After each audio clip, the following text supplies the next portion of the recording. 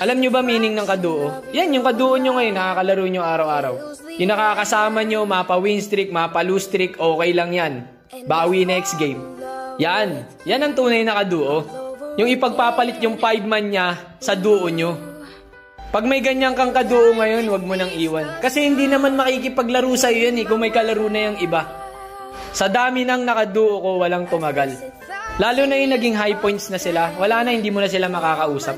Hindi naman lahat ng kaduo permanente. Iiwan ka rin yan pagka tumaas yung rank niyan. Maniwala ka sa akin. At lalo na pagka gusto mo pa yung kaduo mo, tapos nasama dun sa malakas na core, ikaw tong si tank user. Wala kang kalaban-laban, diba? Kasi hindi mo naman siya kayang buhatin sa duo. Kasi tank ka nga. Ipakita mo na ikaw yung the best. Magbata ka tol, wag kang matulog. Hintayin mo mag-wave si St. Peter sa'yo hanggang sa lumakas ka. Hanggang sa mapansin ka niya na tank user ka dati, ngayong core ka na. Pag bumalik sa'yo, sabihin mo mama mo blue.